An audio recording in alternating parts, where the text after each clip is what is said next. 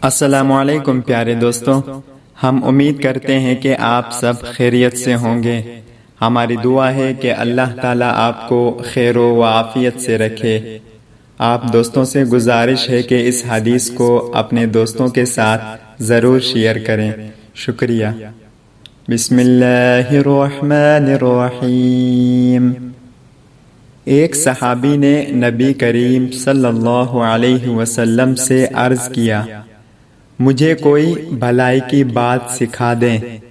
آپ صلی اللہ علیہ وسلم نے فرمایا کہ یہ وظیفہ پڑھا کرو، سبحان اللہ والحمد للہ ولا الہ الا اللہ واللہ اکبر۔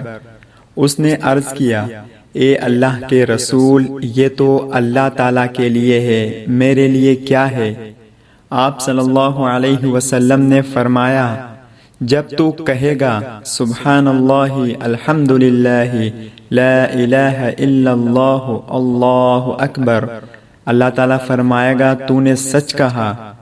اور جب تو کہے گا اللہم اغفر لی، اے اللہ مجھے معاف کر دے، اور جب تو کہے گا اللہم ارحمنی، اے اللہ مجھ پر رحم فرما، اللہم ارزقنی، اے اللہ مجھے رزق عطا فرما، اللہ تعالیٰ فرمائے گا میں نے یہ سب کچھ تجھے عطا کر دیا۔